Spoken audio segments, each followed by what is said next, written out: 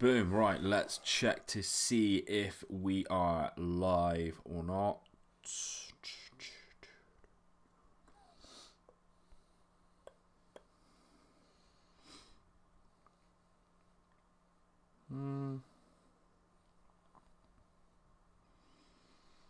Are we or not? Can't see.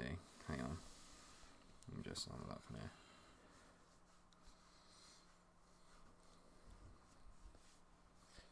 We are live.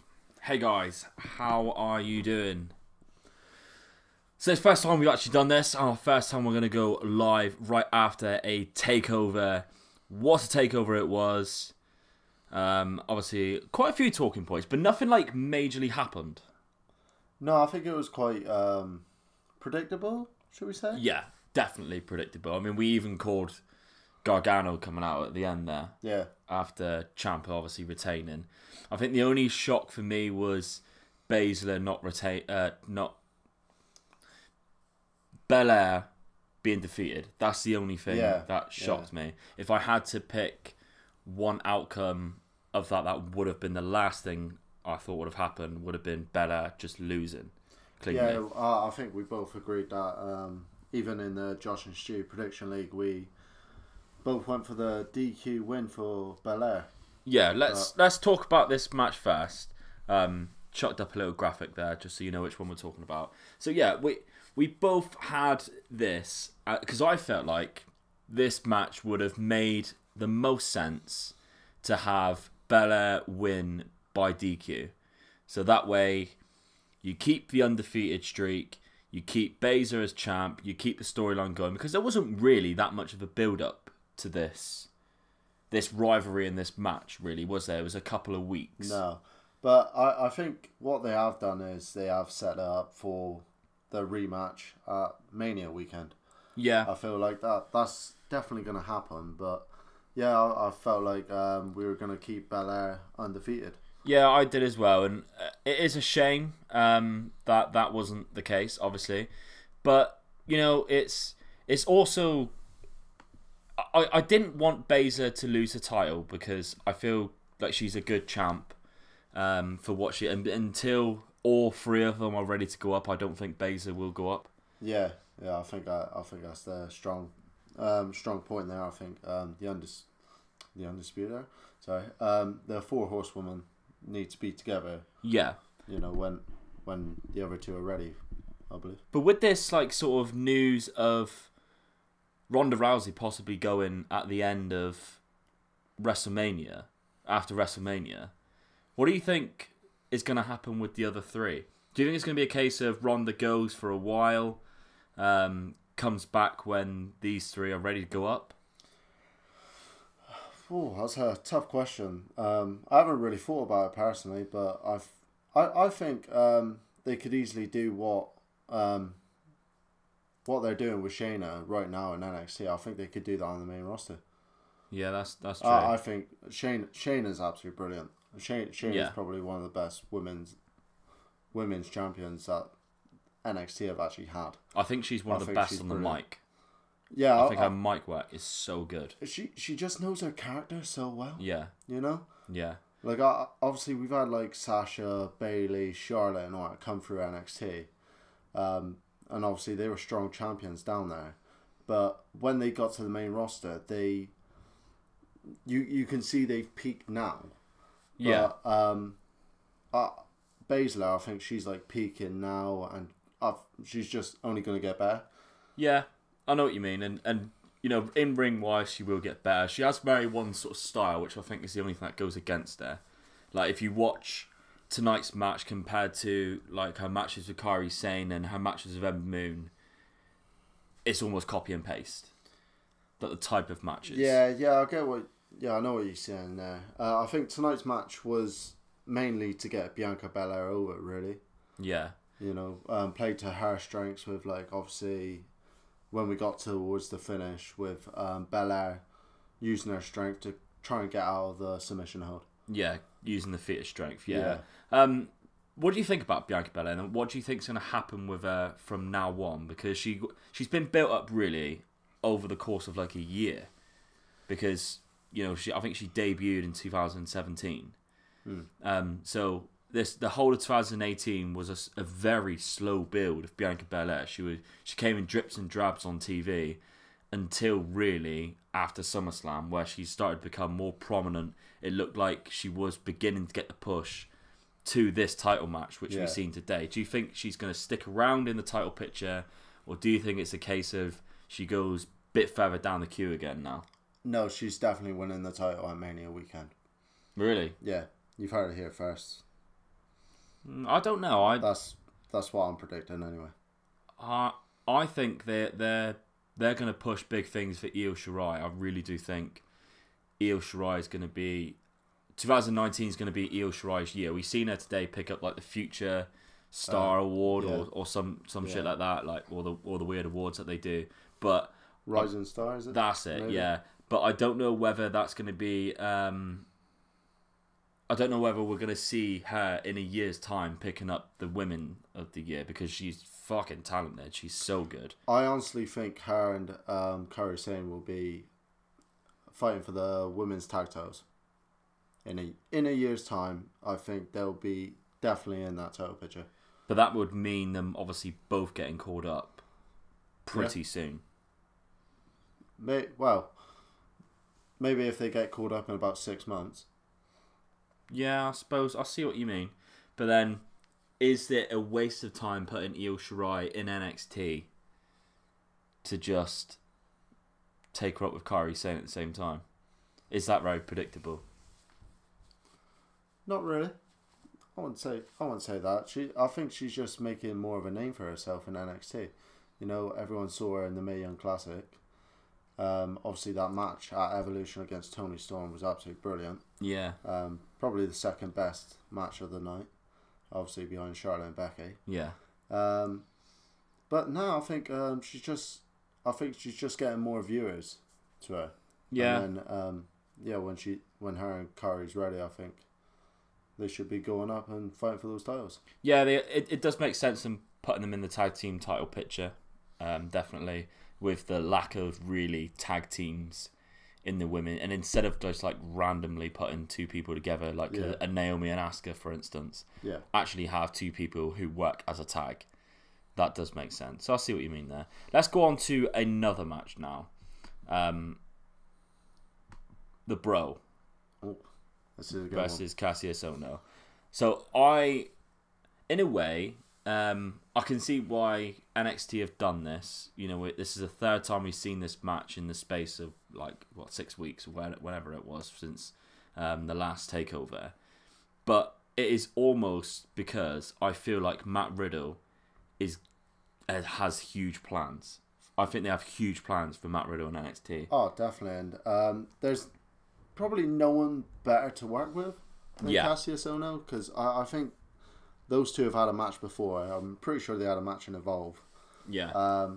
But yeah, so they know each other already, and probably the style of them both is amazing, because obviously Matt Riddle, former mixed martial artist, fought for the UFC. He was in Ultimate Fighter 7 and everything. And Cassius Ohno is just probably one of the best strikers in NXT. Yeah. I know you got Aleister Black, who was in the main event of tonight's takeover, but mate, just watching Cassius Ohno is just incredible. His strikes are just awesome. Yeah, and I think Cassius Ohno is like the gatekeeper, and he's the big dad of NXT now. Like when I spoke to Darby Allin was sort of saying, like, when he came down to Evolve, everyone was swarming Cassius Ohno, Chris Hero, because he's been in the business so long. Everyone respects him. He had that unbelievable matches with like CM Punk back in the day, you know, before he got into WWE, and now he is basically the gatekeeper. So we've seen him, all his promos before Matt Riddle came in, you know, when I was complaining and sort of saying, you know, we're getting finally getting mentions of Matt Riddle, but we're not seeing him and stuff. That's Cassius Ohno really putting Matt Riddle over hugely, and it's worked perfectly, by the way. Yeah, you're on about like the shiny new toy and all that. Exactly, yeah. We had Cassius Ohno talking about it for so long, and it's now a case of it was him putting him over, and until NXT's ready to give Matt Riddle like serious contenders for the belts and stuff, this was perfect way to get him introduced to the NXT audience who maybe weren't aware of him to begin with, who haven't seen him on the indie scene, who are, you know, who don't watch indie wrestling and didn't know who he was. An outstanding introduction to begin with that 6-second knockout match, a surprise match. That was insane. We've seen him a couple of times on NXT TV now. Who was the other guy he faced? I beat Punishment Martinez. That's it, yeah. That. Yeah, which was a very strange choice. He also beat that, I want to say his name's like Lee Menzies or something like that. Luke Menzies. He's just signed for NXT UK. Yeah. He's very good. Former rugby player. Yeah. So, you know, he's had 2 matches there where he's been dominant. He had the other match against Cassius Ohno where he tapped him out. And now we've had this second takeover match, the planned takeover match, a lot better match than the other 3 matches we've seen him have. Yeah. Although I will still say that the 6-second match is one of the biggest pops of 2019. I was about to say, NXT's not going to do that if they don't believe in that guy. No. You know, Matt Riddle getting a 6-second knockout over Cassius Ohno is just incredible. Yeah. But if I'm honest, this is probably like my favourite finish because you would not see this in a wrestling match very often. Yeah. You won't even see it in a mixed martial arts match very often. No. Someone tapping out due to strikes. Yeah, and it was, you know? They looked brutal as well. Yeah, exactly. It wasn't like it was just petty, you know, slaps or anything. It looked like brutal strikes to like the side of the face and like the neck and whatever. But it was a very unique finish, and it's very Matt Riddle. I was about to say, because when he started like elbowing him to the side of the face, I thought, oh, he's going to do what he did like in the second match where he and put him in the bro mission. and put him in the bro mission. But then he just, I think, obviously, him being a former martial artist, obviously, if you see like a weakness there, he just carried on. Yeah, exactly. The aggression took over. Yeah, so that's how he finished the match. And you know, it made sense. It was great. It was great for Matt Riddle. Yeah. And it worked perfectly. I think we can all agree with that. And now Matt Riddle, I think, will go on to better things. And I tweeted it out earlier. I feel like Matt Riddle will be the guy that will defeat Tommaso Ciampa. Okay, for the belt. Saying that, then, how long do you think Tommaso Ciampa is holding the title for? I think until round about SummerSlam.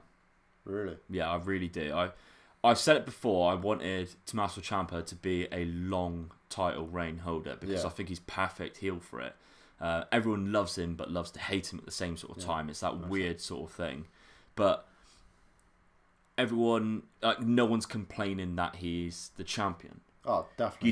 You see people going, oh yeah, I'd like Aleister Black to win, but that's because they just love Aleister Black. It's not because they don't like Ciampa. Yeah. Whereas we've had like champions in the past where it's like, well, I'm not a big fan of them. I'd quite like them to lose the belt and it to be passed on to someone who I prefer. If I'm honest, like going back a couple of weeks, I was like that with Dean Ambrose. Yeah. Like I'm not a fan of Dean Ambrose, if I'm honest. I'm quite happy Bobby Lashley is the champion though. Yeah, you know, I think gives him something for a change. Yeah, plus he's never held the Intercontinental title, and I look forward to some of the matchups that he could have. Yeah, and then also, you know, if it is a case of it gets to SummerSlam, we finally have a Matt Riddle versus Tommaso Ciampa. That gives Matt Riddle a chance to have maybe another takeover rivalry. I was about to say, in between. There's it's normally probably like NXT Chicago before that. So who would you like Matt Riddle to face in between that? With Keith Lee against 2 other guys, not for a belt. Okay, so just grudge match again. All right. So maybe Cassius Ohno, and who would you see as partner be? Maybe someone like Dijakovic. Yeah. Because he's had great chemistry with Keith Lee before. They had a 5-star match in PWG. He's also worked with Matt Riddle, and he's also worked with Chris Hero. He's very good. They've started building him up as this monster heel. Yeah, but like in a way, I think that would be a stupid way to have him like lose his undefeated streak. Even though obviously I wouldn't see him taking the pin. But then you can't have everyone have undefeated streaks and never come across each other. Yeah, I know what you're saying. Have like So have him beat up a couple of more guys, for instance, and then maybe in the future, maybe not even put him with Cassius Ohno. Put him with someone completely different, but against Keith Lee and Matt Riddle. That's what I'd quite like to see. I think, they've already laid the foundations that Matt Riddle and Keith Lee are buddies and like best friends and whatever, and they've already set the groundwork for that. So if the plan is to make Matt Riddle a future champion, but they want to leave it off for a while, maybe give Ciampa a couple of takeovers to defend his belt again against a couple of other upcomers. We don't know what else is in store. We'll probably get to that in a minute when we get to the title match. But if the plan eventually is to have Matt Riddle go over and be the next guy, but not yet, what a perfect way. Just keep him in grudge matches. Don't put him anywhere near another belt. Keep him undefeated. Because, the little special thing about it then. What about him versus Keith Lee? I would love to see it. Don't get me wrong. I was about to say, because I feel like Keith Lee is just in Matt Riddle's shadow at the moment. Like, even though Keith Lee came in first, he hasn't really done a lot. And what about he's coming off 2 losses. What about this then? Going into Mania TakeOver, we have a grudge tag match. Keith Lee and Matt Riddle versus Dijakovic. Yeah. Why don't they just keep him Chris, whatever he was called before? It was just so much easier. Yeah. And then whoever is Dijakovic's partner, in a grudge match, they lose because Keith Lee loses.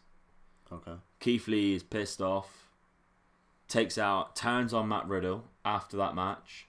Then the next couple months is a build up to Keith Lee versus Matt Riddle at the Chicago Takeover. Yeah, I'd be up for that. I'd be quite happy with that. I was about to say, because I feel like Keith Lee needs to do something, doesn't he? He's been there longer than Matt Riddle, and he hasn't even had a takeover match. He's had less matches already. Yeah, I was about to say, obviously he lost to Cassius Ohno like 2 weeks ago now. Yeah. I believe. And his match before that, he lost to Lars Sullivan, and Lars Sullivan is obviously getting the call up. Yeah. So, and that annoyed me. Definitely annoyed me. Let's go on to the next match then. I would say probably let's go to the tag match, because this was the first match, wasn't it? Yeah, this is the opener. Yeah. Started out with the War Raiders coming out. The Vikings. Very good entrance. Yeah, that was fucking sick. What a great way to start TakeOver. I was about to say, because obviously we're in the Josh and Stu Prediction League, and obviously you got this one right. Spot on. I did get this absolutely spot on. So in the Josh and Stu Prediction League, shout out to Josh and Stu. If you're a podcast fan, whatever, give Josh and Stu a message. They'll quite happily get you involved in the league.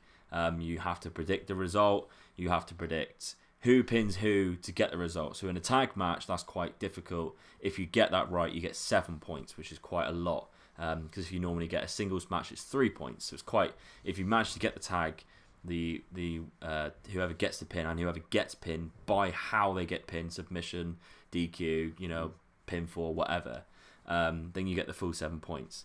I guessed Raymond Rowe to pin Kyle O'Reilly. Yes. You had Hanson. I had Kyle O'Reilly. I had Kyle O'Reilly going over on Hanson. That's right. And as soon as I saw, I even said this to you. Yeah, you did, yeah. As soon as the War Raiders came out to Vikings, I thought, well, they've won. Yeah. To get a special entrance like that at TakeOver, I thought, well, they've got to win, haven't they? Yeah, it was an impressive entrance. It was almost like, obviously we had War Games already, but it was almost like this is their moment.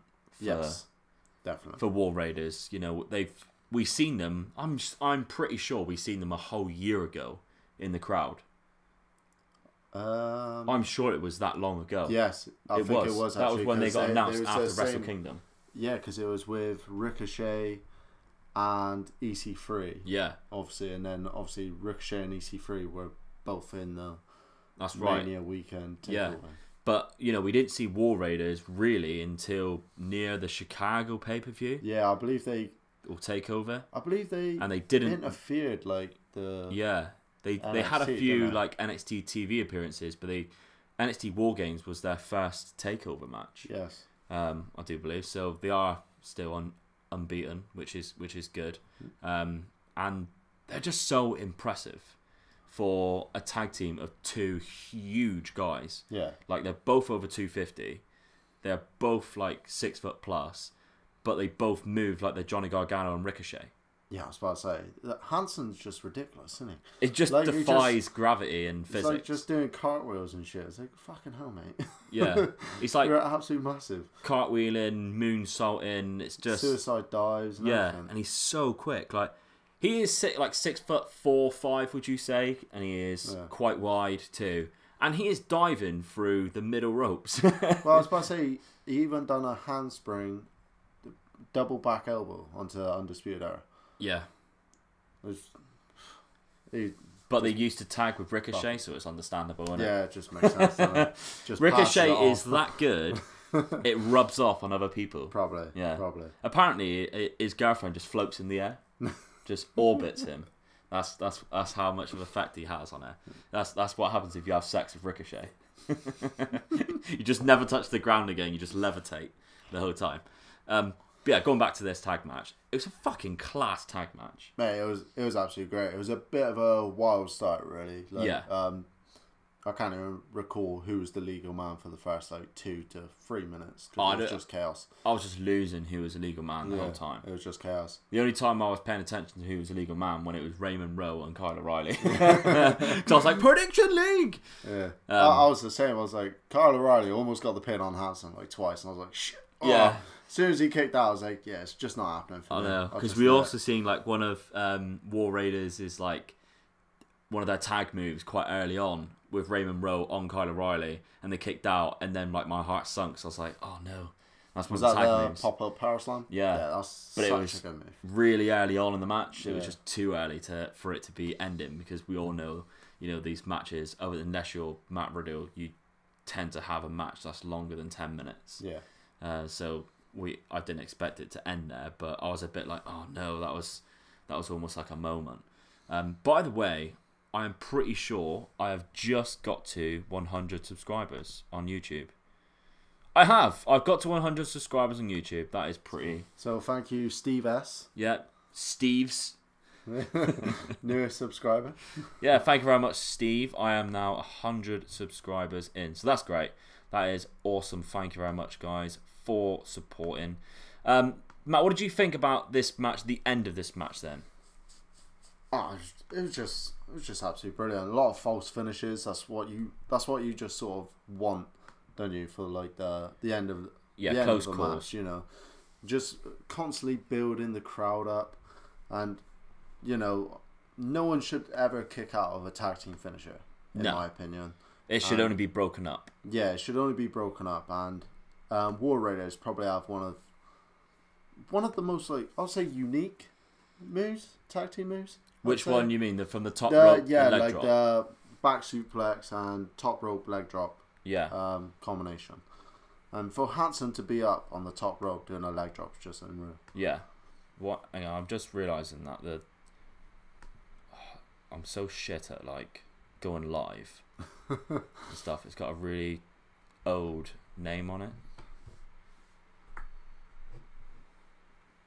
Pretty sure this live stream says Wrestle Kingdom. Alright. NXT Takeover. Come on. Man, honestly, I just don't get YouTube. Just really shit with it. 3 matches in. So you guys been listening for that long with it being completely wrong.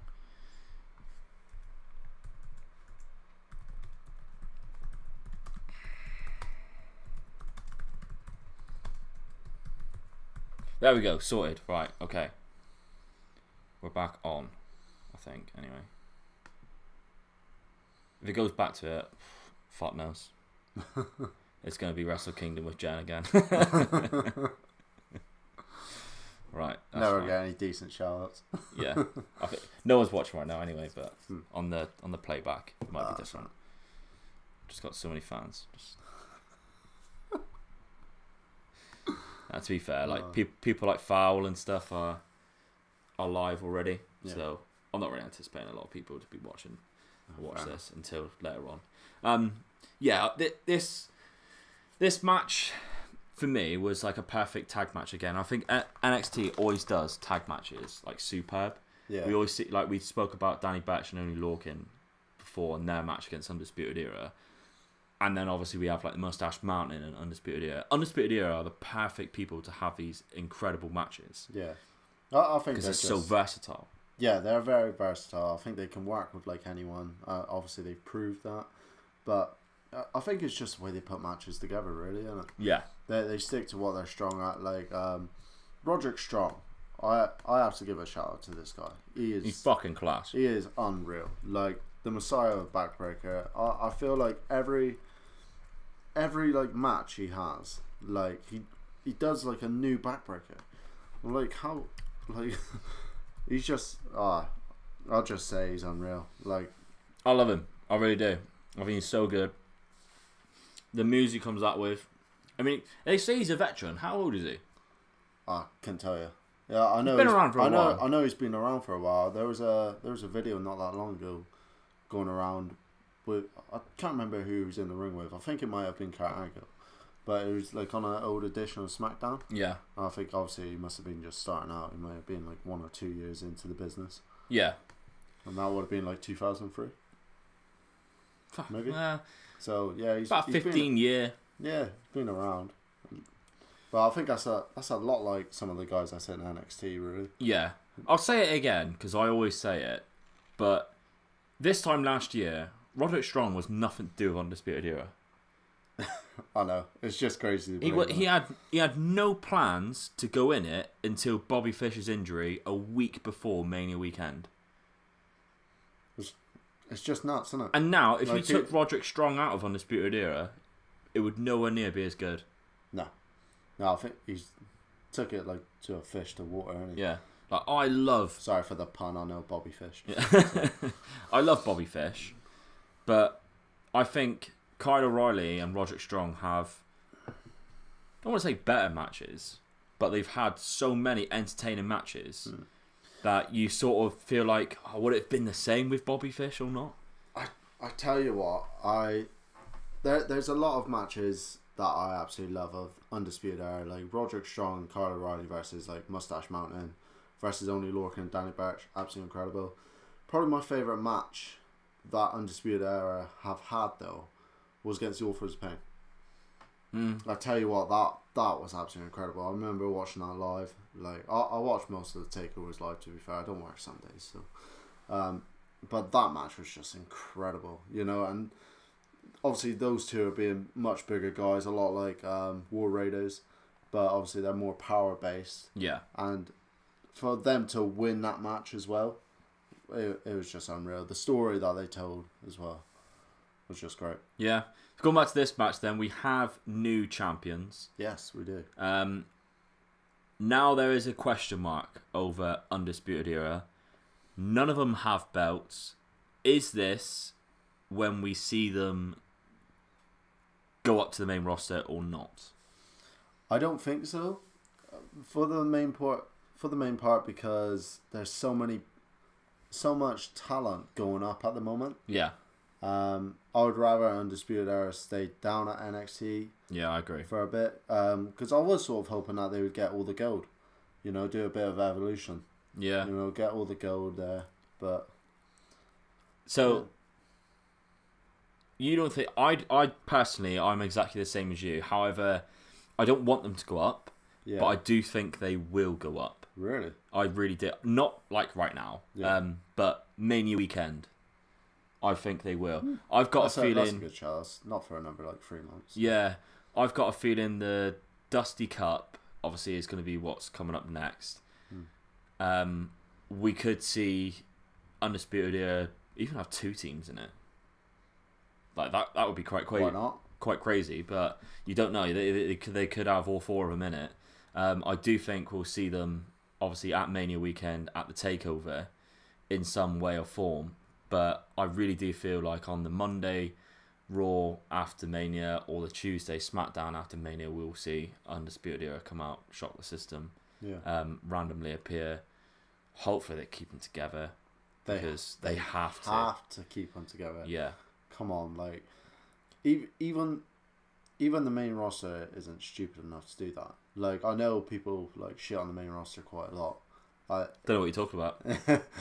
I know they like shit on them a lot, saying that they screw a lot of the NXT guys quite a lot. Yeah. But yeah, they won't be stupid enough to do that. Maybe. Before we go on to the next one, I want to point out my new T-shirt, the David Schwimmer NWO.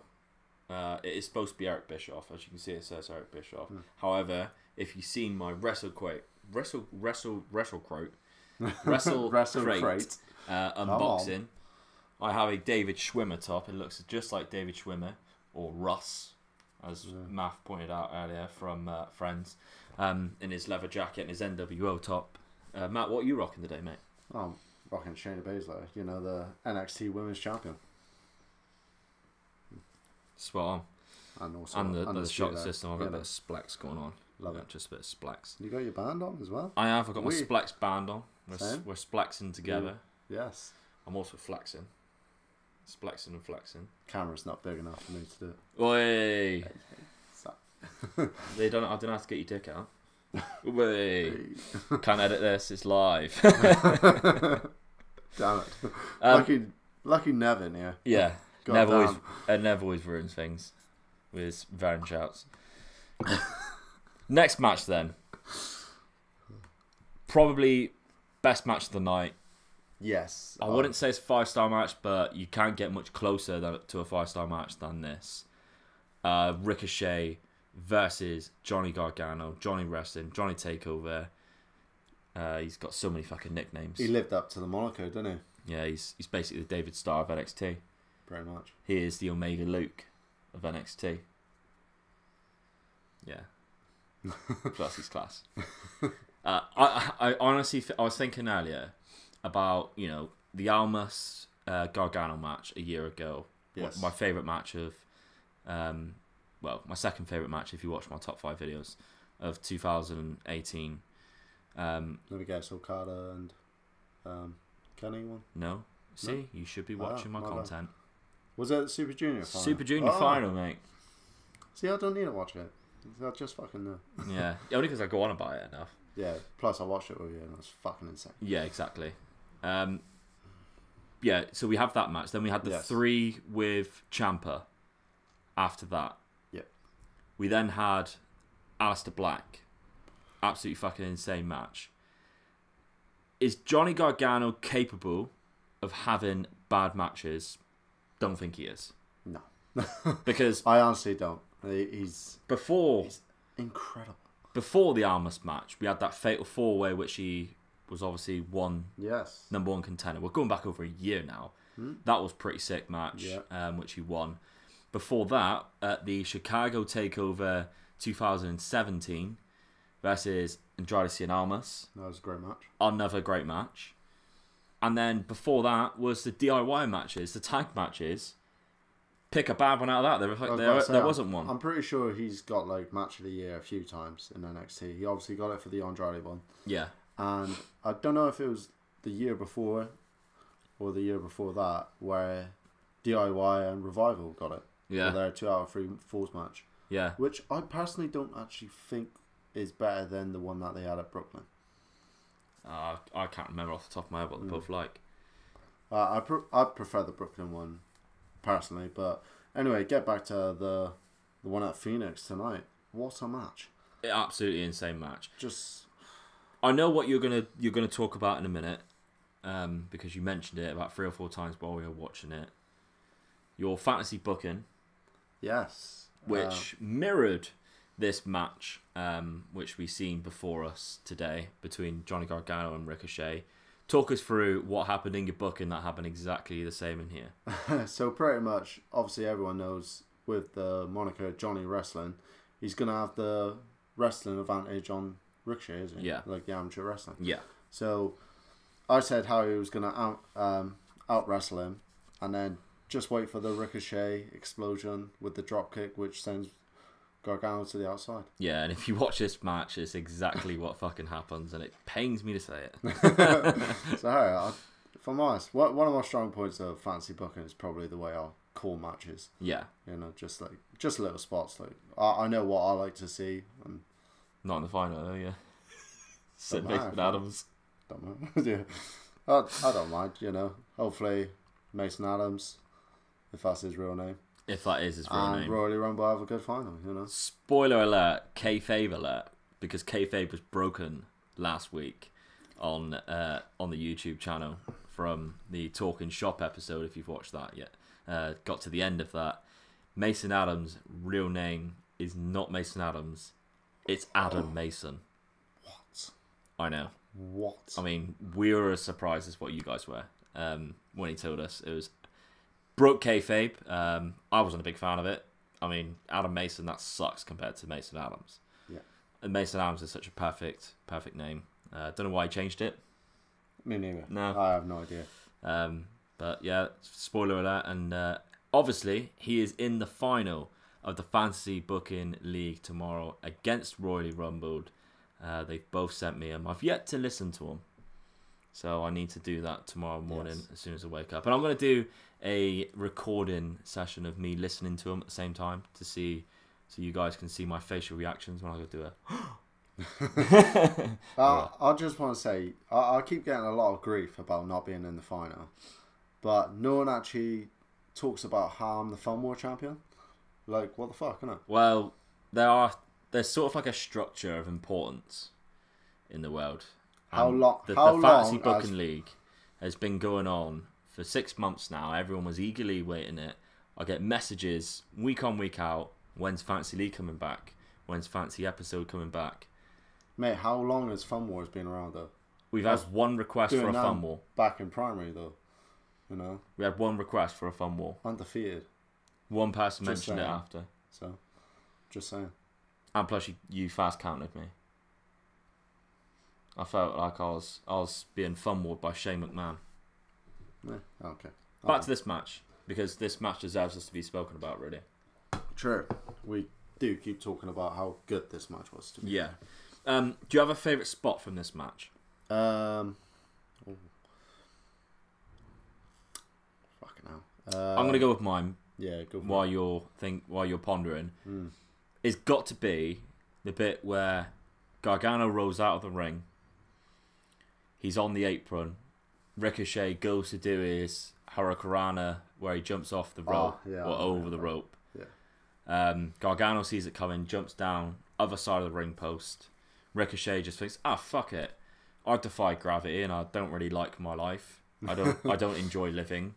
And decides to leapfrog over the ring post and catch Gargano with a flip. That was insane. The only bad thing about my favourite spot is the way Ricochet landed. He didn't get I know what you're going to say now. Full balance. Yeah. Is where Johnny Gargano goes for the Hurricanrana while Ricochet's on the middle rope. Yeah. And he front flips out of it and lands on his feet. Yeah. That obviously we've stumbles, seen. though. Yeah, he just stumbles, which is a shame. But no Will Ospreay, is he? yeah, no. But Ricochet done it first. Well, doesn't matter who done it first, it's who perfected it, and Ospreay fucking perfected it against Kota Ibushi. Yeah, no, but Ricochet perfected it against Kota Ibushi before. I go by recent times. But to be fair, Ricochet's just a joke. But I did like the spot where Gargano was going to go for the DDT onto the concrete. Yeah. But then just had nah, I'm like this good guy. It was very good storytelling. Yeah, it's very good storytelling because I feel like Gargano, he's not trying to be a heel, is he? No. He's just like, I'm right. I want to finally win. Yeah. And this is weird, but go with it. Okay. Gargano in the ring has two Garganos. He has an angel and a devil on each shoulder. Yeah. The angel is Candice LeRae, the devil's Tommaso Ciampa. And that's how he reacts in the ring. Tommaso Ciampa's telling him to do that DDT on the concrete. Candice LeRae's telling him not to. Yeah. That's what it's pretty much like. Tommaso Ciampa would do that DDT, wouldn't he? I'm pretty sure he's done it against Gargano to win. Exactly. So I feel like that's what it's like. But I did predict also that we would see Johnny Gargano win and finally become a champion again. Yes. because it's well deserved. Like, I love Ricochet to pieces. I think he's incredible. Like, that's the stuff that guy can do. If I walked in on him sleeping with my wife, I'd make a sandwich and watch. Like, that's how incredible and impressive he is. But Johnny Gargano has put in match after match and deserves to have a title. And it's the perfect storyline of 1 year. Yeah. I find that, it's just Gargano's time at the moment. Like, obviously this match doesn't mean bad things for Ricochet. That was an incredible match. No. He'll probably go on to fight Ciampa.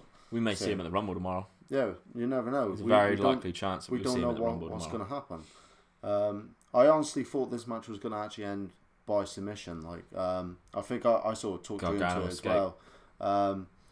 So like, if you listen to my booking, it was where I was going to have like Gargano pretty much incapacitate Ricochet with like super kicks, and then literally just put him in the Gargano escape, and him being unresponsive, and the ref just have to call for it. And I think I was just so in my head with that booking, how like perfect it was in my head, that that's the only way I could see it happening. Yeah. But I think they played to it though, like with the brainbuster on the outside, and then the springboard DDT. Yeah. I still think it was a great finish. Another really cool spot I feel like in this one was when Ricochet stopped the springboard DDT. Yeah, that was great. And sort of, like, I love like the feats of strength. Like, it's one of the reasons why I'm such a massive fan of Cesaro. Yeah. Like, I think he's one of the first people I really like took notice of doing the like big feats of strength like that. Cyborg. Yeah. Don't talk like that. But yeah, like shout out to Cesaro. I know he's watching. Always does. But yeah, Claudio. Yeah, that spot was great with Ricochet and Gargano. Yeah. Oh, by the way, another kayfabe break in there. That Claudio was actually Cesaro's name one. I thought it was Antonio. I thought it was Claudio Castagnoli, wasn't it? Wasn't that his NXT name? We'll agree to disagree. Is that Antonio? Yeah, it's Antonio Cesaro. That's what his name was. Yeah, in WWE. His real name is Claudio Castagnoli. Oh, yeah.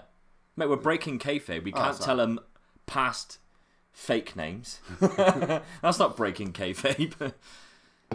Kane's real name isn't Fake Diesel. I was trying to think of the dentist. Isaac Yankem. That's it. That's the cunt. Yeah, Kane's real name isn't Isaac. Wait, Isaac Yankem isn't the mayor. Knoxville, Tennessee. Like. But yeah, where were we? Alright, Ricochet Gargano. Come on. Probably the best match of the night. Yeah. But Gargano now as champ. I'm happy with that. I think Ricochet had a nice little time with the belt. Didn't really defend it a lot. I think he defended it twice. Yeah. On actual NXT TV, not on a takeover, because obviously he was in War Games. But it was a nice little run while he had it. Oh, I've just realised the North American Championship hasn't been successfully defended at a takeover. Very true. 0 for 2. 0 for 2 as well, yeah. And obviously this will be a year coming up at the next takeover that the belt has been introduced.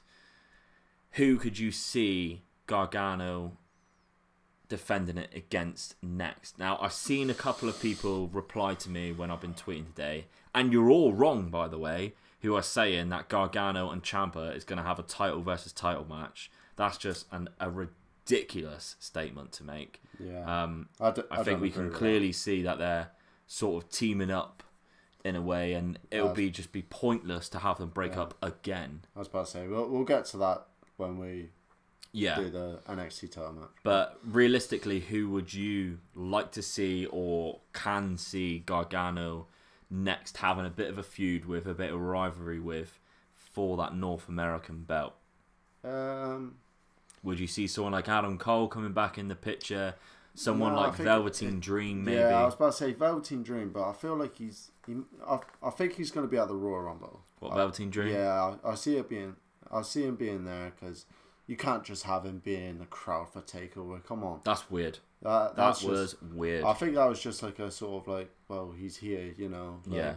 Don't don't get your hopes up. I meant it too was much weird. for- Not weird that he was there. I meant it was weird because he had like 2 chicks with him Yeah. and like stuff like that. He comes out as like a very peculiar character, but he's rocking with 2 chicks like he's the Godfather. And it was, I don't know, I just didn't like the 2 chicks type of thing. I'd rather him just come out by himself. Yeah, maybe it's more of a just like character thing to have the women there, like so he's just got people to play off of. Yeah, You know maybe. what I mean? I don't know. I'd rather the women be like servants to him instead of like walking out like he's pulled both of them. Yeah, I get If you know what I mean. But no, I could see Velveteen Dream being the next sort of thing because he's one of the biggest baby faces. Yeah. Gargano's this like anti-hero right now. Speaking of anti-hero, Gargano's attire, which he wins outfit of the night easily because it's fucking gorgeous, was based on X-Men Phoenix. Yeah. Obviously being in Phoenix. Yeah. You know? And I'd seen the guy who tweeted it out. Can't remember who it was now, whose design it was. So props to him because that was absolutely disgustingly good. Yeah, it was great. We've seen him come out as Captain America before. What was the other one he did? Well, I know He did a Deadpool one. his latest symbol was Punisher, wasn't it? That's right, the Punisher one. But this one trumps all. This one was so good. And then, because that's based on Jean Grey's sort of, not love affair, because that's normally Cyclops, but the person who is in love with Jean Grey, Wolverine, old school Wolverine, was worn today with the same colours by Tommaso Ciampa. Yes, because I pointed that out, didn't I? Because Yeah. you couldn't really see it where He had his robe on, you where couldn't he see had it. his like robe on. Yeah. But yeah, I could see a bit of yellow and blue in there. I was like, yeah, that's classic Wolverine there. Yeah. Well, let's move on to the next one then. I think Yeah. we've kicked the ass out of that match. The final match, the main event, another great match. Not as good as the Johnny Gargano Ricochet match, but great storytelling match. Yeah. The early injury to Aleister Black. The only thing that bothers me with this, and I've seen a couple of people tweeting about it, I'm okay for a match ending because of an injury, but that injury needs to be sustained throughout the match. So, perfect example is Matt Jackson. Okay. Matt Jackson gets a back injury. He will play on that back injury all the way through. So if you were to turn on any minute of his match, he is selling that back injury. Yeah. To me, Aleister Black sold this knee injury about 3 or 4 times in a 25-minute match when the injury happened in the first 5 to 10 minutes. That's the only thing that annoys me with it. I think he did. He did sell the moot. He did sell his knee. I just don't think he sold it as much as what he should have when he was on the offense. Yeah, because the amount of times he was throwing kicks and like striking. Now, if you've got a bad knee where to the point where at the end you throw one black mass and it hurts, that knee is going to be hurting all the way through. And then he's connecting with about 4 or 5 kicks a minute. Yeah. And not once is he going, and rubbing his knee after. And he continues to do it. I just think it was a bit like that injury should have happened near the end of the match. Yeah. And then like he'd try and throw in a kicks and be like, oh my god, this is actually really hurting. Go for the finish where he goes for that black mass and it doesn't work, and then Tommaso Ciampa jumps on it and finishes him. I'll tell you what, one of what I thought was a great spot, which a lot of people probably might have thought was an accident, was Black actually slipping on the water. Yeah. That was spilled. Yeah, that was good. That was definitely a spot. Like you could see Black look back at the water and then him going into the ring and then getting hit with a fairy tale ending. Yeah. You know, that was definitely a spot just to like slow him down. Yeah. I thought that was absolutely fantastic. Another really good spot, obviously, was one that we sort of looked at each other when it happened, was the schoolboy roll from Tommaso Ciampa rolling Black. So his legs were draped on the ropes for that DDT. draping DDT. Yeah. That was insane. Like we've never seen that. That was before. great. No, I've never seen it. Like the only person I've actually seen like roll up like that and then go through the ropes is Nick Jackson. because he when he normally rolls does out that. He and then rolls rolls back out, in. then does like a moonsault to the outside. Yeah. Because that guy's class. Yeah. It's just easy to say. Yeah. But no, there were a few good spots in this. But that was the only downside to me, which is why I don't rate this match as highly as what other people probably would, because I like my wrestling. I know wrestling's fake. Like, you don't have to keep telling me that. Yeah. But if there's points where we can make it look as realistic as possible, then I'm all for it. But I'm also, if it's so on the nose that it's fake, like when we see Chikara stuff, or like where it's like DDT stuff, or I don't know if you've seen it the other day where some guy runs at someone and then he uses the force to choke slam him. Yeah. He does that and he chucks his arm up. Absolutely brilliant. So good. Cracks me up. Like, I love things like that. But when it's like, okay, now we're going into realistic wrestling, like NXT really is, and I'd say NXT is not for children like WWE is. No. Main roster stuff. No, I don't think I think NXT is for like me and you, your age, like and above. Bit of the hardcore wrestling fans. Yeah. If you say.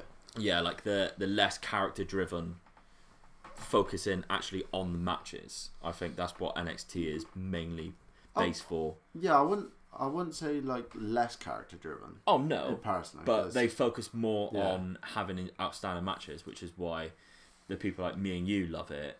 Whereas like you see a lot more kids, they love the John Cena's and the Roman Reigns because it's very character driven. Yeah. You know, obviously people love like Johnny Wrestling. You always see that kid with the Johnny Wrestling sign and stuff. But do you know what I mean? And but yeah, for me, I think that should have been sold a lot more all the way through. But that's only because I pick up on it. Yeah. Because of what I do and the amount of tweets I see about it and stuff like that. Really. Yeah, I was about to say, because I saw him like obviously selling his knee, but maybe it just wasn't enough for you. I guess. Did you ever think at any point before the match, you know, when this match got announced or during the match, that Aleister Black could possibly win this match? No. Yeah. No, I like we said earlier on when we was talking about the Matt Riddle match, Ciampa's going to be holding this title for a long time. I hope so, yeah. I love Aleister Black, and so do you. Oh, massive fan of Aleister Black. But I was quite happy. I'm glad this match came about because, you know, Aleister Black never got his rematch, and it was, you know, we knew it was going to be a good match, and it's a good. Everyone wanted to see it, so you know, all for it that it happened. But not at one point did I think Aleister Black was going to win the belt back, which, you know, it's a shame because as much as we are loving Ciampa as champion, we haven't really had a match where he's defended the belt where he thought he may actually lose. Yeah. Other than Otis Dozovic. I'm just kidding. Title wasn't online. I know.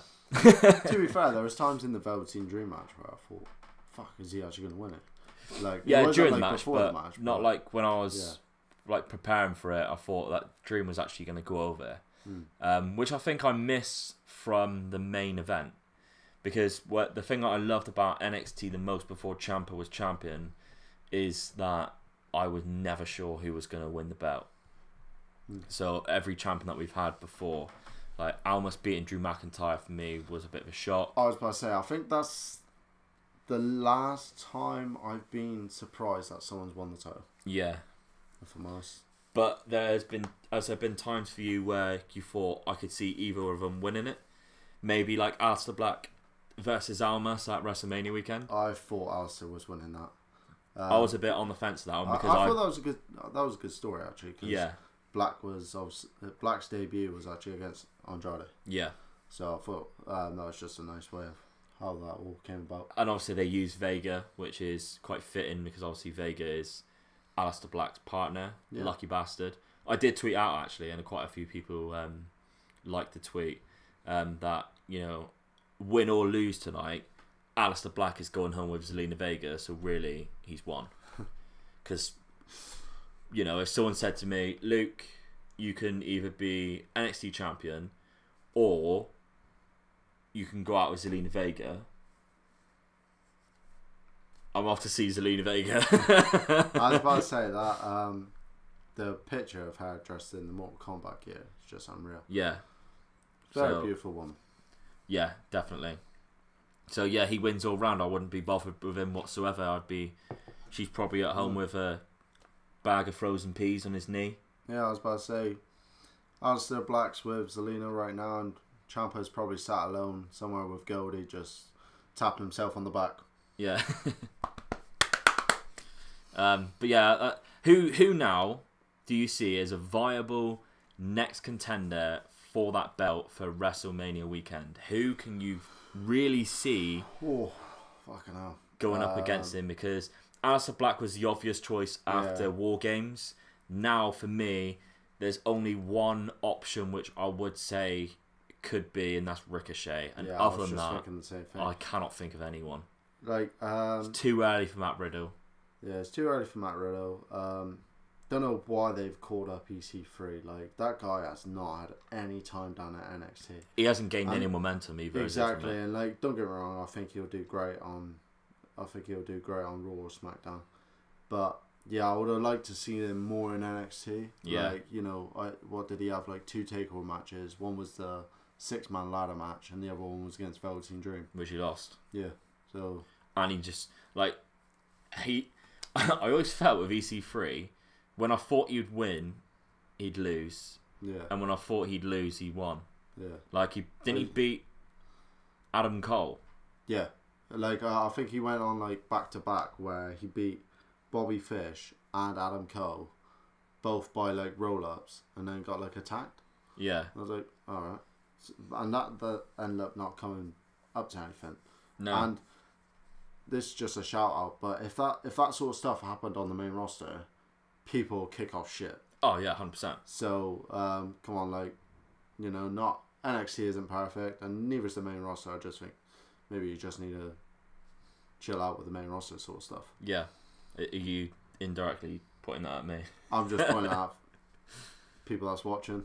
So me. Yeah. Because I'm the only one. I'm making eye contact to your person on the screen. But nah, just... Because obviously Adam Cole is a heel, so they wouldn't do, for the biggest weekend of the year, they wouldn't do a heel versus heel match. No one else has been built up unless they begin to build someone up for that. Yeah. Gargano now has a belt himself, and they're not going to do as much as what people are tweeting me. If that actually happens, I'll delete my podcast. I'm not going to delete my podcast. I don't know what I'll do. If I'm honest, I think that's a safe bet. I will give away my Ross Geller, Eric Bischoff t-shirt for free. I'll tell you what, seeing as you can't really like confirm it, maybe like a handshake sort of deal, like just for the viewers, just so like a promise. I will give it away for free if we have a title versus title match at WrestleMania weekend, but it's not happening, so my t-shirt is safe on my back. Nice Fantastics, by the way, isn't they? Damn right. So Ricochet is probably the only option. Viable option, yeah. Can't think of anyone else. What's Aleister Black going to be doing now? I honestly... I think he's going to play a part in the Rumble. I think he has first dibs on Gargano's belt. That's a good shout. Maybe... He's beat Gargano. Yeah. I actually wanted to point out the fact that Black has only been pinned 4 times in NXT. Twice to Ciampa, twice to Gargano. Yeah. Only once on a takeover. Yeah. Only once cleanly, which was tonight. Yeah. Once on a takeover as well. So his takeover record's now 7-1. Yeah. Guy's had a pretty decent career in NXT, hasn't he? Yeah. I can see him being Gargano's match at Takeover WrestleMania weekend. I don't know where it is. Where is it again? New York? Yeah, it'll be Brooklyn. Brooklyn again? Yes. So, yeah, it'll be... I can see it.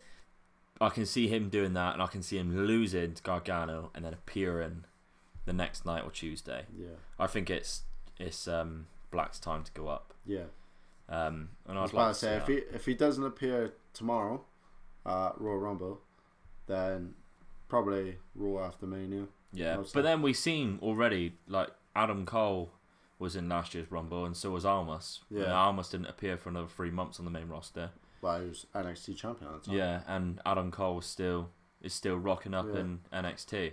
So well, I think that's the sort of deal that Velveteen Dream's gonna have. I think Velveteen. Well, if people haven't seen my top 10 videos that I did with Nev on who we think's going to be in the Rumble, Velveteen Dream I think was 5th, and Pete Dunne was 3rd. I really do feel like Pete Dunne is going to appear at tomorrow's Rumble, and my bet with that was sort of raised because we seen Pete Dunne tonight. Yeah.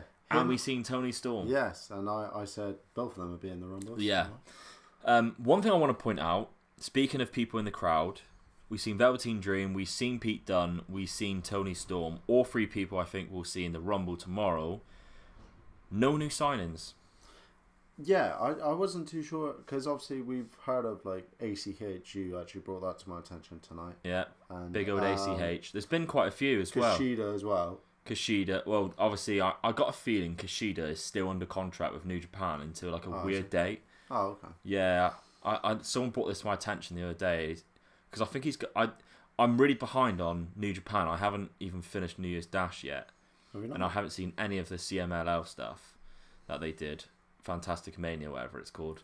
So I'm really far behind, but I'm pretty sure Kushida's last match is against Tanahashi, and I don't know when it is. Oh, right, fair enough. I don't know whether it's already happened or not, but I feel like I would have seen loads of people tweeting about Kushida's last match and stuff, and I haven't seen that yet. Yeah, I was about to say, getting back to like the new signings, I sort of don't mind that we haven't seen any of them because I know what you mean. Like, there's people like Chelsea Green that's been like announced that she's signed, and she's been doing like NXT like house shows and everything, but not yet made like her like debut. Yeah. So did we see anyone at War Games? New signings at War Games? I can't recall. For months. I don't remember. Obviously, we have Matt Riddle at Chicago. Was it Chicago? No, Brooklyn. Brooklyn, probably. Keith Lee at Chicago. Yeah. And then obviously Mania weekend. I can't remember who we had, but we had someone. I'll tell you what. New Orleans last year. And then we're crazy going back a year ago. So many of them, didn't you? Yeah, going back a year ago, like we mentioned already, we have War Raiders, Ricochet, and EC3. Arguably, the 3 biggest like new signing reveals that we've ever had on a takeover. So, I don't know. I was a bit disappointed, and I think we're gonna end on the Tommaso Ciampa and Aleister Black match from that, and just talk about NXT in general now. Okay. I don't know about you, and I don't know whether it's because NXT every time we have a takeover knock out of the park and you go, oh my god, that was the best takeover yet. Yeah. But this one was not the best takeover yet. No. It was still great takeover. It's still a great takeover, yeah, and it's probably, but I feel like if we have another War Games this November, I feel like if we wake up in the morning the night after that War Games, so we've had all 5 takeovers for this year. Yeah. This is the one that people forget about. Whereas last year, possibly, but if I'm honest, last year, what else happened other than the incredible Almas and Gargano match? Well, we had the 3 signings. Yeah, no, but like other than that, like match quality. Well, Velveteen Dream versus Cassius Ohno was a pretty decent match. Put Velveteen Dream a bit over. Yeah, I remember the matches, but like you can't really like just because there wasn't people in the crowd, you can't really go. Oh no, but like.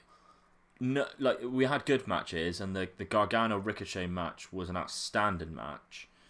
But other than that, because Takeover is so good every time we have it, you just get used to it being the best thing you've ever seen every time you see it.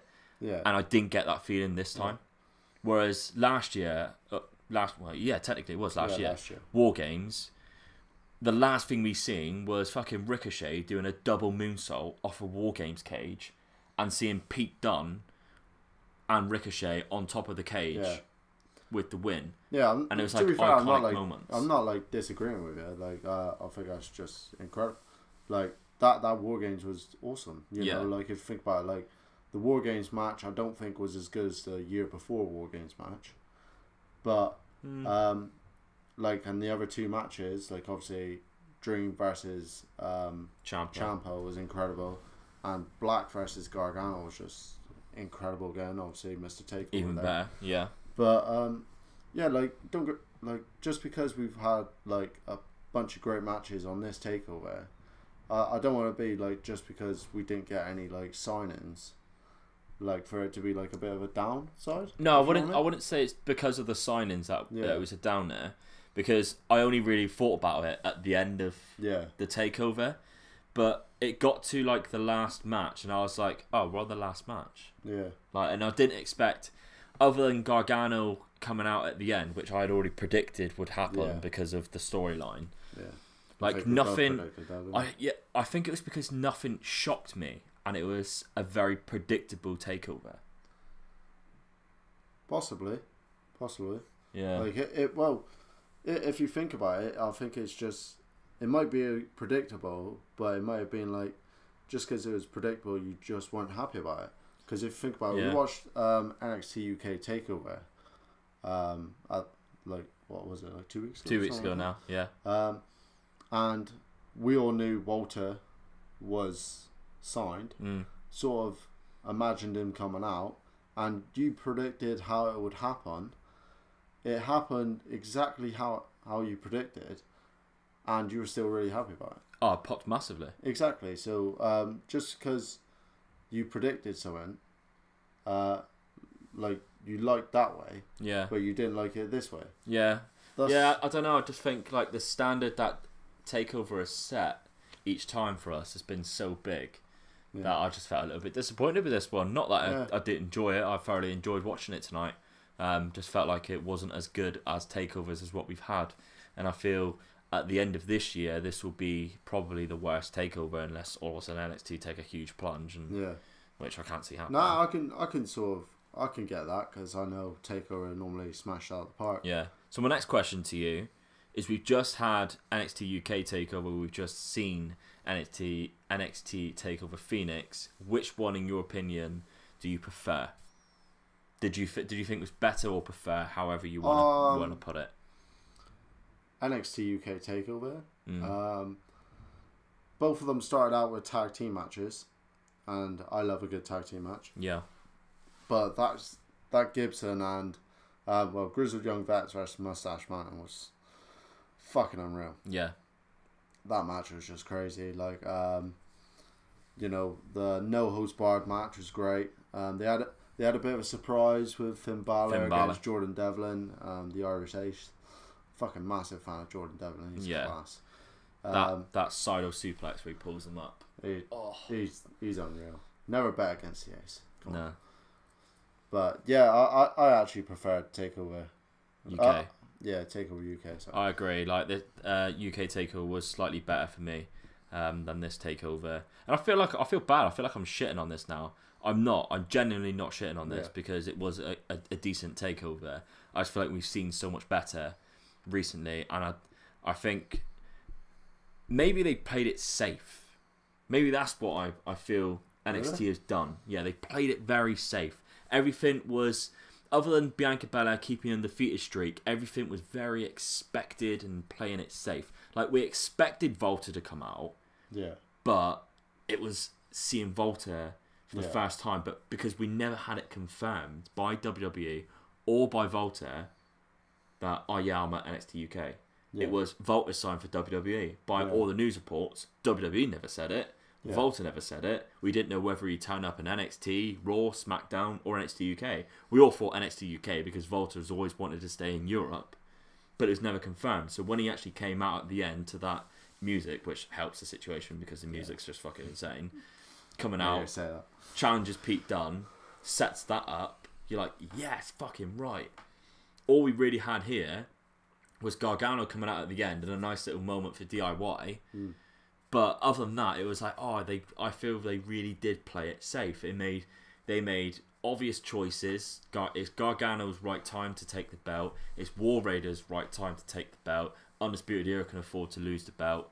You know, what they've done in the last year. They just won Tag Team of the Year for well-deserved, even though there's been some incredible tag teams this year. Well-deserved for Undisputed Era. Shayna Baszler retaining. I thought they would do that. Bit of a weird finish, not how I anticipated it, but I can see why they've done that. And what match am I missing? Oh, Matt Riddle versus Cassius Ohno. Matt Riddle's not going to lose. Yeah, I felt like the only unpredictable thing about the matches was the way Riddle won. I would have never bet any money. That was a nice tap out due to strikes. Yeah, that was a nice moment. That's just really weird. Yeah, but yeah, I feel they just played a bit safe. Yeah. Maybe for me. Maybe. Because even going back to like last War Games, we had the Matt Riddle match, which wasn't announced, and the 6-second match that made me buzzing for the whole takeover. After that, that was good. that was a great start to a takeover. Yeah. But I'd like to end it on a bad note because this was a good takeover and I'm glad I stayed up and watched it live. Not that there would be many spoilers really. I suppose just the 2 title changes, which I wouldn't have minded seeing. But no, I enjoyed this takeover, and hopefully it leads on to a bit of a more risky takeover for WrestleMania. I quite like to see another ladder match for that North American belt. Yeah, that'd be pretty decent. Like, it's the same with like with WrestleMania. You never know if they're gonna do multi-man matches for the titles. To get everyone on the card. Yeah, what's your feeling of that? Do you like that, or I do. You do? Yeah, I do, because I feel like, although I'm watching it, I always think of if I was a wrestler in that situation, I would want to be at that event. So it's WrestleMania. Okay, the NXT Takeover at New York or Brooklyn, wherever it's going to be, isn't WrestleMania, but it's WrestleMania weekend. Yeah. So it's the biggest takeover. Still the feeling. Yeah, it'll be a longer takeover than usual. It'll be treated better than any other takeover. So I would want to be on part of that, and for that to happen, you need to have as many people on the card as possible. So last year we had a 6-man tag, triple threat tag for the Dusty Cup. We also had the 6-man ladder match, as well as the women's match and the title match. Yeah. So, do we have a grudge match? Yeah, we had Ciampa Gargano. Yeah. Yeah, so, we had 5 matches still, but we crammed in we crammed in 6 more people than what we normally would from a takeover, and I think that I would be happy for them to do that again, whether that be they do another triple threat tag, which I can't see them doing, maybe because it's very repetitive. Maybe with War Raiders, Lorcan, Birch, and Undisputed. Yeah. Another thing I just thought, what if they did, because they haven't done it for a while now, and what if they did a Fatal 4 for the NXT title at the next takeover? Yeah, but who would they have? Ricochet, Adam Cole. Alright. Obviously Ciampa. Yeah. Can't miss out the champion. And then maybe chuck in Black as his last match, unless you got Black in the Gargano match, and just have that Velveteen Dream. And then you have... but that's what I mean, like if you're going to also have a multi-man ladder match... No, but don't have that match. Yeah, I just don't think... If they don't want to have that match, if they just want to have the North American belt as just a normal singles match, if they don't want to be like, every year we're going to have a ladder match, because that's just predictable then. Yeah, because when you say like multi-man, I think we touched on it just a minute ago. I just don't know if NXT's rosters, it's got the depth and talent, don't get me wrong, but they just haven't been built up yet. Like, if I'm honest, like when EC3 came in, like, and Ricochet, you could chuck them into that multi-man ladder match because they are huge names. Yeah, but we had a multi-man at War Games. If you think 4 of the belts were taken up in that. Yeah, well, 3 of the belts, but 2. 4. Well, tag belts. Yeah, no, but you don't count them as 2, do you? There's 2 belts. But yeah, do you know what I mean? And yeah, I know what you mean, but I just don't know if like I think come like after Royal Rumble, I think we'll realise, yeah, like I don't know if the talent is still going to be in NXT. Yeah. Like if you think about like EC3, like Ricochet, if he's going to the Royal Rumble, maybe Aleister Black, you know, Velveteen Dream's going to be in the Royal Rumble. Yeah, but just because they're in the Rumble don't mean they're getting called up. Yeah, no, but that's what I mean. But well, EC3's already been confirmed. Yeah. Lars Sullivan's already been confirmed. Like Lacey Evans, Nikki Cross. Like even though I don't think the women's division is going to struggle too much, with that. But yeah, I think EC3 is a big name for me, and so is Lars Sullivan. Lars Sullivan had a pretty decent career in NXT. I just think with those two names gone, I just don't think they have the depth to have those big multi-man matches. Because if you look at it now, it's like, well, we got Keith Lee. It's like, well, you haven't really brought him in very well. Yeah, but you got 3 months to do it now. That's the point. Yeah, I just hope it's not too far gone. Obviously, well, you've got 2 months because we're at the end of January, so you've got April's. It's normally the first week of April. I think it's April 8th this year. Yeah, it's around. Yeah, I think. So you've got about 2 months before that. I think 2 months and 2 weeks. So you've got roughly 10 weeks of NXT to build up stories now for WrestleMania weekend for your likes of Dijakovic, yeah, Keith Lee, people like that, and bring in new people. I think we'll honestly find out by next week when the Worlds Collide tournament airs. I am really curious to see how that goes. I think that's going to be a big shout. Yeah, I'm really curious to see how that goes. But let's end it there, shall we? Yeah, let's end it there. Math, where can people find you, mate? MAFFROGERS on Twitter. Yeah, I am at Omega_Luke. Like I said, tomorrow will be the final of the Fantasy Booking League Championship. I will finally have my first champion, and it is not in a 6-man ladder match, as much as that would be quite fun, to be fair. Not too sure how that would work. Write that down. That'll be for the next. That'll be WrestleMania weekend. Okay. It is indeed Royally Rumbled versus Mason Adams. They cannot do any more. They've both sent in their versions of fantasy booking for Andrade Cien Almas. I'm very excited to see how it goes. Post championship, once I have my champion, we have already had one qualifying match. Mike Aaron was there defeating my best bud Wilfred Watches podcast. What are you laughing at? He defeated Wilfred in that very, very strange black episode by Wilfred. I don't know why I'm looking at you. Didn't even listen to it. No. So by Wilfred on Shinsuke Nakamura. So go check that out if you're a New Japan fan. That was very interesting. To be fair, your finalist Mason Adams told me not to. He said, "Mate, it was just too weird." It's fucking weird. Mike, I will get around to listening to yours though because I heard it's fucking amazing. Mike's is very good. Mike's a good guy. Yeah. Mike is also coming over to the UK. He's confirmed it.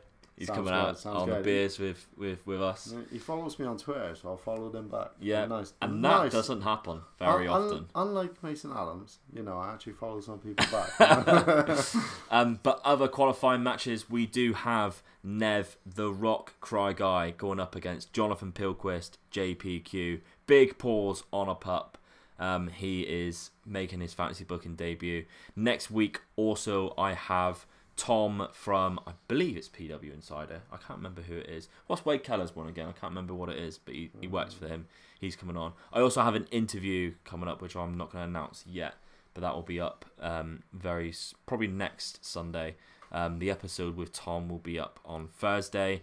Following that, Armbar Audio is going to make his debut in the Fantasy Booking League against Dominic Elder Baker. He called Dom Elder Baker out during the Fantasy Booking League for a match, so that is going to happen in the next couple of weeks, and we will find out who will be challenging my champion, whoever wins tomorrow, for the first time after all those matches happen, really, and they sort of all come together, and maybe I'll do a bit of a triple threat as a number one contender to face my first champion and see how that goes.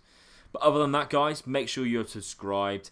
Keep your friends close, but keep Omega Luke closer. do all those good things, like and share this video if you can. And if you enjoy it, tell a friend. That would be lovely. And let me know, because I'll continue to do more. We haven't had anyone come and watch live, but people may watch it later. Yeah, so, you never know. Don't know. Or I'll get no views on this, and then in 2 days I'll just take it down because it doesn't matter. Because none of you have seen it. Don't worry, mate. I'll view it in a minute. Thanks, mate. But yeah, other than that, guys, Omega_Luke. I'm going on Foul Originals YouTube tomorrow, so catch me on there. And other than that, guys, that's it, everyone. So goodbye, good night,